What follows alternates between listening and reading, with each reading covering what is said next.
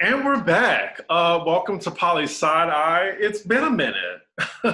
2 or 3 weeks, few weeks. Yes, like 2 or 3 weeks. How have you been? Like, update them on what you've been doing academically, professionally. Yeah, it's been pretty intense. In fact, my mood is this new hat. It says "I'm not here" because that's how I feel sometimes. I'm just like I'm not here. Like I'm physically here, but I'm like mentally not here. So that's kind of how I feel.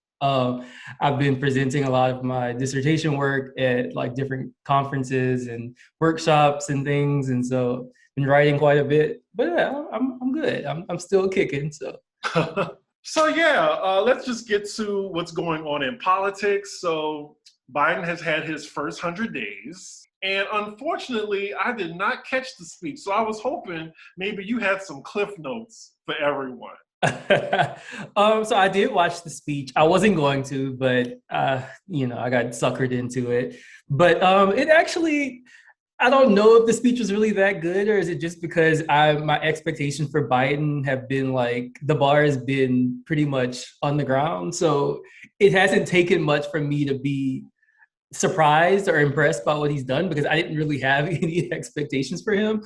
But most of the plans that he outlined were really ambitious. I mean, really, what he's doing is he's trying to be FDR part two. Like, that is what I've come to understand at this point. Like, he just wants to have these big, bold projects and this infrastructure bill, which, we have some questions about whether or not it could actually be passed. But there were some things that he said in the speech, like he made this one statement in the speech where he says that essentially trickle down politics doesn't work, and you build the economy from the bottom up, and unions built the middle class. And I don't know, the last time I can remember a president making a declaration during this big televised event, essentially saying that unions are like so critical to the capitalist economy. But yeah, so I was like, wow, he actually went there. I mean, there are some things about the speech that annoy me. This Cold War he's trying to build with China is childish, but presidents gonna do what they do, which is they have to make an enemy out of somebody. But so that annoys me. But otherwise, I would give it like an A minus, I'd say. Okay, I was going to ask what your grade would be. That's very generous for you. I'm grading on a curve. If I were grading based on what I would want to hear from a president, it would be like a D. But if I'm grading based on what I would actually expect from a U.S. president, I give it an A minus. Okay. I mean, I think he's just, well, personally to me, with someone with no type of political knowledge background, it just seems like he's trying to preserve a legacy. And I feel like he only has 4 years to do it. I don't think he's running for a second term. I don't get that sense. I know some people say that, but I know he'll be like a million years old, but I still think he's going to run for a second term. That would legitimately be unprecedented if he did not run for real. And again, that's not to say that it can't happen. I would just be shocked. I can see that. I mean, white men in power, it's hand in hand. Yeah, I mean, but he's really tried to take advantage of this moment. I mean, if it weren't for what we were going through with COVID and like the economic fallout from that, like I think he would have had a much harder time getting support for. I mean, they wouldn't have spent almost $2 trillion on this rescue package. Like it just wouldn't have happened. Now, what's annoying me is that liberals are interpreting this as like evidence that he's like some transformative socialist president. And I'm like, no, he still pretty much says what he says. Like he made a point in the speech where he was like, I don't have an issue with people being a billionaire as long as they pay their fair share. We've talked about this before. Like there is no such thing as a billionaire to earn that type of money, like without exploiting people. So that's a contradiction in terms, which to me signifies that he's still very much beholden to like the capitalist view. So I think you can do both things. I think you can acknowledge that he's being much more progressive than we expected him to be, while also not saying that he's essentially trying to be, the next Chairman Mao from China. So I think that there's a way that you can balance the two. I just feel so relieved that I'm not living in a constant, perpetual state of fear of like, what is Donald Trump going to do today to ruin my life? Anything Biden can do right now, like it just would not bother me that much. So I have mixed feelings about this because I saw someone post a status on Facebook and they were like, "Oh, it's so nice to not have to like focus on politics all the time." And on one hand, I'm Well, like, it's not like that for me. Like not just politics, but just worrying about a crazy person being in charge of the free world. That's fair. That's fair. I just don't want too many people to get kind of like lackadaisical about it because I feel like a lot of people are kind of like it reminds me of that poster or the sign that people had like right when coronavirus had hit. And I remember seeing the sign and it was like if Hillary would have won, we would all be at brunch right now. And I'm just like, yeah, but yes, the situation probably would have been better, but there still would have been all kind of issues that wouldn't have gone away just because Hillary was president. So it's kind of like this, oh, we don't really have to focus too much, or we can kind of rest on our laurels or whatever because we don't have an authoritarian figure in the president in the White House, which is to some extent it's true. Because I do think the people who are kind of like, oh, Biden and Trump are the same. I'm like, okay, you don't need to go there. There are lots of overlaps, and I'll be the first to admit that. But when you say the same, I'm like, okay, that's intellectually dishonest. Well, getting back to Biden's first 100 days, do you think he's kept his promises so far? I will say that I'm still mad at this little the way that he tried to finagle this $2,000 check into a $1,400 one. Which and then I still did not get, by the way. you need to, I mean, I would say call the IRS, but you might not ever get through. But yeah, so I got a letter in the mail and everything. And it was like, I kept all my promises. I said that I would send out $1,400 checks on day one, and I did. And I was like, well, actually, it wasn't day one. It was like day 65, but I'm not counting. And you claimed that you were sent $2,000 checks, and then you said the $600 we got was a down payment. I'm like, yeah, but you weren't even in office yet. So I'm like, how you take claim for that? So he's tried to weasel his way out of this. I promised 1,400 as a supplement to the 600. I'm like, that's not what you said, but I'm gonna let it slide though. But so there is some questions there where I feel like certain promises weren't kept. Now there's also the $15 minimum wage thing, which in the speech he was like, we need to pass a $15 minimum wage, which it was in the relief package, which it then got struck out because there were a couple of Democrats who wouldn't support it.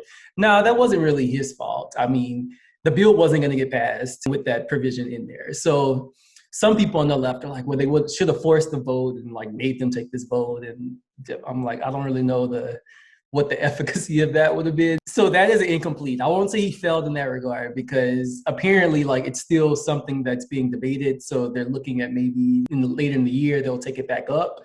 So I'll give him an incomplete on that.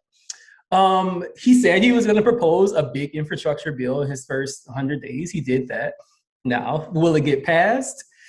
Questionable because we have Republicans in Congress who have already said that they are not going to support it. So I don't know what route they're going to take to go there. So I would say that on the domestic front, I would give him a solid B because, again, I'm still reminder I'm grading on the curve here, but a solid B because he has been much more ambitious than I would have expected to the extent that he could avoid capitulating to Republicans or to centrist Democrats. He did. He could have easily been like, oh, they said we're not going to agree to this spending amount and just moved on. But no, he was like, no, I want the bill to be $1 trillion. And that's what it's going to be because we have to go big, period. But yeah, all in all, I think pretty good. If you can get this infrastructure bill passed, just go ahead and put him on Mount Rushmore because it's badly needed and it's really actually pretty ambitious. So. Okay. So where could the average person find this bill to read? Is this available for public consumption? Yeah. So if you go on his website, he has like some bullet points about the major provisions in the bill. And everybody who got a STEMI should have gotten a letter, like the one I got. And it actually went through and gave like, this is what was included in the bill. But if you didn't get that because the IRS wasn't really fucking with you or because I don't know, for whatever reason, or you're too rich to get a STEMI like my broadcast, then I think you can go to his website. I think the New York Times actually has a link to the bill and it kind of breaks down the key provisions. I think NPR has the same thing. So there's a number of publications, Washington Post, New York Times, NPR, they've all done a pretty good job of kind of delineating what's in the bill. Or you can go to congress.gov and they actually have the written bill in there, but it's like 600 pages. So I don't know if y'all trying to read all that, but. Well, for those of you that care, I will try to find a link to put in the description below if y'all care that much.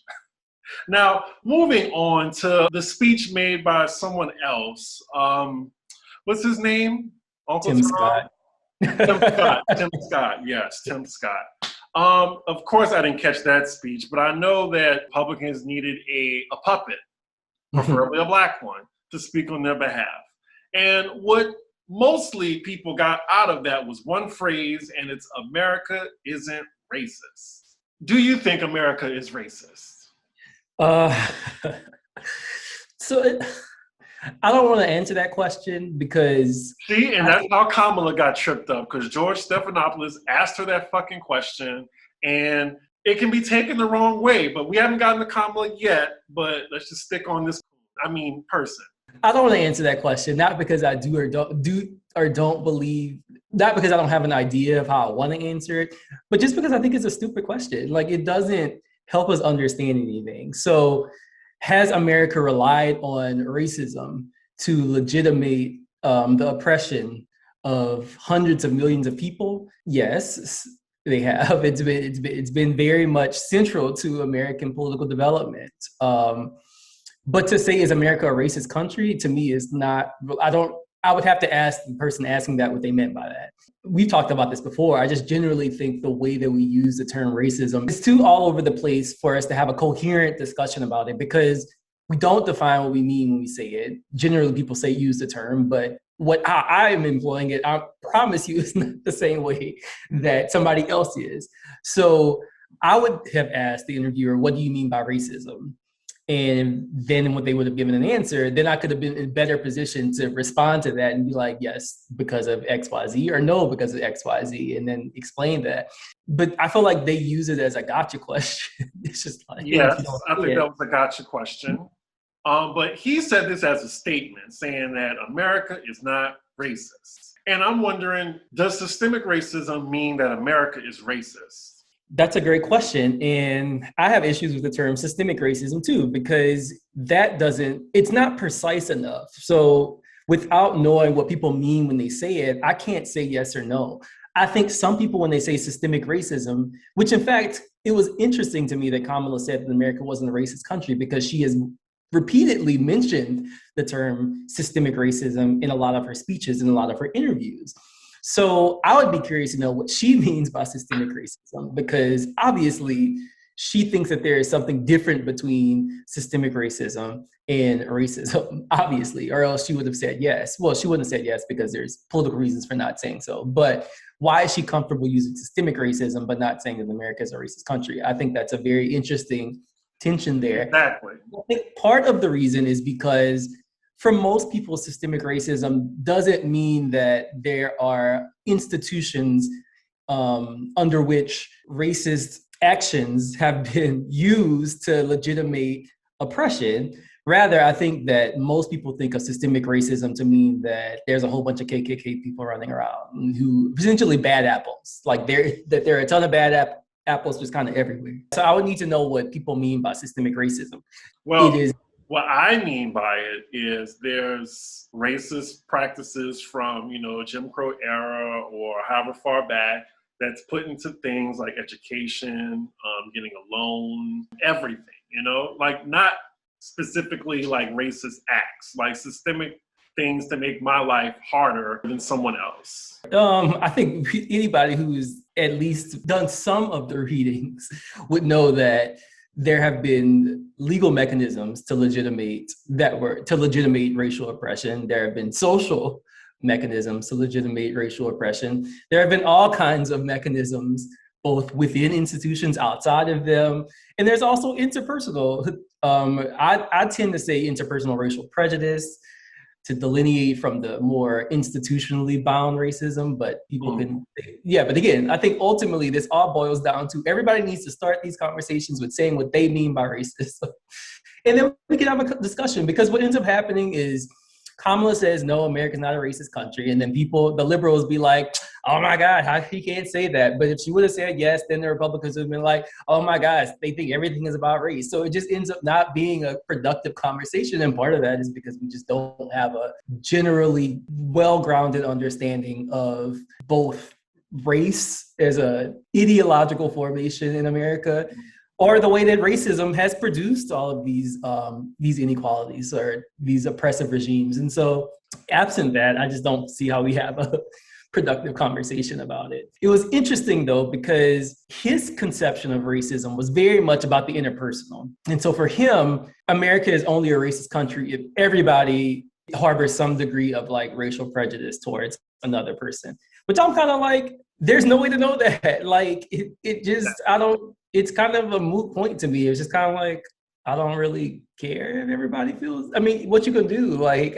even if everybody in America harbored some type of like racial prejudice, okay, then what do you do about that? Then do you just like flash the little light from Men in Black and wipe everybody's memory? Like, what is the solution to that? Right. Diversity training. Like, I always wonder, like, okay, what does acknowledging that, like, where does that get us? So that's why I wouldn't answer the question, because I don't think acknowledging it does anything. I feel like she would have still been burnt at the stake with any answer she would have gave. I just think it wasn't fair. I knew what she meant by that. She's a politician. Of course, she's not going to say America is a racist-ass country. Yeah, she's not going to say that. Right. And fuck these white people. Like, she's not going to say that. Yeah, she's not going to. But I just generally avoid terms like systemic racism or structural racism or terms like that. Not because I don't think that they have some function, but because I think that they're too vague in the way that they're used. And so I'm very particular about my terminology, maybe because I have spent the last 5 years like studying racism and understanding its historical and social contingencies and so on. And so I'm more focused on specificity. And when you say shit like, this is because of structural racism, I'm just like, but it's not a thing. Like structural racism, you have to be particular about the specific processes that create these types of oppressive regimes. And we're not going to get that kind of conversation on ABC News. So I just don't see the point to me, unless we can have a more robust, nuanced conversation about it, I don't know if the conversation is worth having in that type of setting, because like we've said, it just puts you in a gotcha situation. I'm just like, who's this benefiting? So you wouldn't have answered the question. No, not until I would have said, what do you mean by racism? And then depending on the answer they gave, then I would have responded. But I would not have given a straight yes or no, not because I don't have a view, because out of principle, I don't think it is a meaningful discussion in that format. Like, again, because if I say yes, then what? If I say no, then what? It just either way, it just becomes it's all about getting likes and clicks. And I'm not trying to stir any types of emotional responses, because I don't want to, that's not what I'm trying to do. Like, you're trying to understand something. Like, why are you trying to put me in a situation just so I could say something that you can retweet and get lots of likes and quote tweets and all other shit? But yes, I just want to read the definition of it to everyone. Who's writing this definition? Well, it's Wikipedia. Oh God. Come on. What you want to do, Webster? I know, but whatever. You can say this Wikipedia definition. Systemic racism, also known as institutional racism, is a form of racism that is embedded through laws within society or an organization. Okay, but then that still doesn't tell us what racism is. So it's like, it's a circular definition, because I need to know what racism is. Also, what's a structure? Is that an organization? Well, it can lead to such issues as discrimination in criminal justice, employment, housing, healthcare, political power, and education, among other issues. So the structural racism is doing that. Well, they say it's a form of racism. And then when I click racism, it says the belief that groups of humans possess different behavioral traits corresponding to physical appearance and can be divided based on the superiority of one race over another. Yeah, so that definition of racism is much more. So in that case, anybody could be racist. The thing about racism is it's been heavily theorized about. Many people have philosophized about it. Historians, political science, well, not so much political scientists, but historians, sociologists, all types of people have really tried to trace what it actually is. That's why I've recommended the book Racecraft, because I personally believe that that does the best job of giving a solid definition of racism. And in that book, they argue that racism is the double standard or treatment based on the double standard based on somebody's assumed ancestry. So that's their definition of racism. The issue I have with race, the definition of structural racism, is that they're just like, okay, structural racism is a type of racism. I'm just like, okay, what makes it structural and what is racism? And like, it just is so circular. You don't think you're splitting hairs? No, like people have, that's part of my research is like, is writing about racism, both in a historical and social context. People have dedicated their whole careers to studying it. And I do think being very specific about what it is, because if it means everything from Ava DuVernay not getting nominated for an Oscar or somebody not winning some award to Black people getting disproportionately killed by the police, then we need to reevaluate, like, because a term is only useful if it has some, and I mean this in the very, not in the way that we think about discriminatory, but if there is some discriminatory value. By that meaning, it can't describe too many things. So when a word means everything, then it doesn't mean anything because it can't describe everything. So we need to be specific about what we mean. And I'm also wondering, like, why do we need to use racism when what we really mean is prejudice? Like, oftentimes we mean prejudice, but we use them interchangeably. They're not the same thing. And so I still haven't understood why we use them interchangeably. I just have a lot of issues with the way that we use the term racism. And I just generally think our parlance around racism is poor. And I've been very clear about this. And we can't talk about racism without talking about capitalism. Right. So we're not gonna talk about that on ABC News or on your girl Joy Reid show. So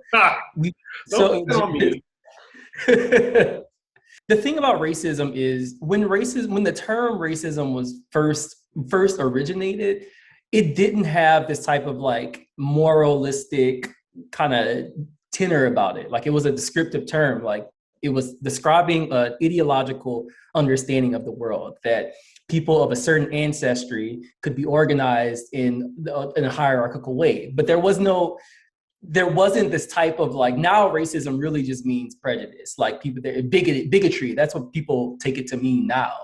And there's historical reasons why it's taking on that valence, but that hasn't always been the case. And so my thing is, like, why have we conflated the two? But we've also conflated discrimination in that. We conflate racism, we conflate prejudice, we conflate discrimination, we conflate xenophobia. Like, all of these things just get baked into racism. And I'm just like, why do we not use these terms? Like, and use them in specific ways? Some people will say racism isn't about bigotry, or it's not about attitudes. So then I'm like, okay, it's a structural phenomenon. And I'm like, okay, so then why do we need to say structural racism? Like, if racism is already structural, then why do we need to qualify it by calling it structural? I just have again, maybe it's because this is like my research area, which is why I think so much about it. But I just read a lot of shit. I'm just kind of like, this isn't helping us.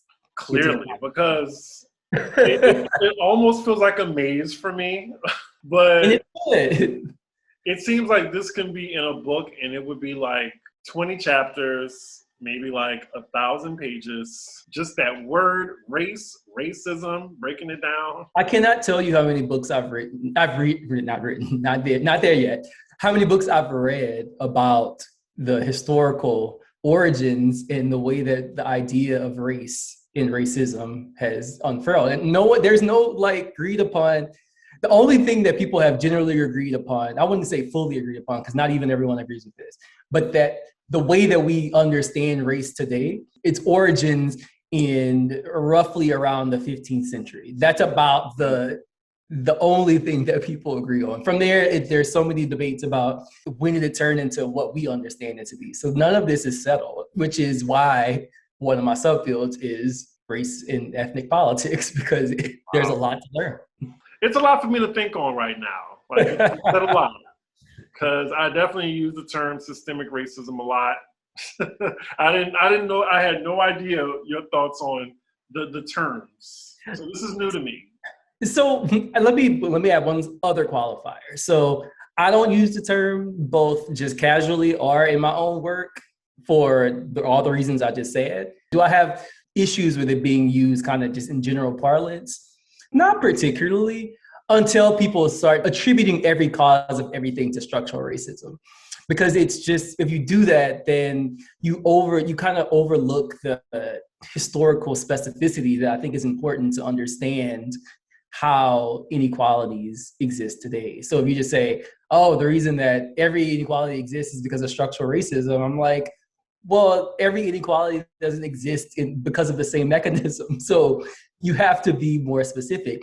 Are we talking about in housing? Are we talking about in higher education? Are we talking about in secondary education? Are we talking about in neighborhoods? Are we talking about in what? We need to be specific about the area in which we're trying to evaluate and not just say systemic racism, because it doesn't look the same everywhere and the history is not the same.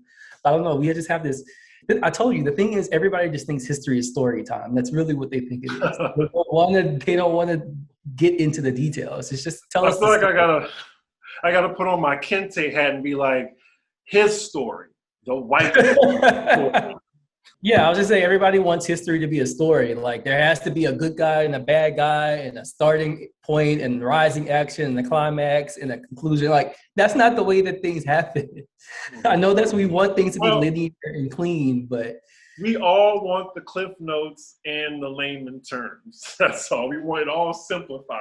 And I understand that. I mean, there's some things I will never understand. Like, I will never understand how, like, DNA and all that shit operates. I just need to know enough to get me through my life.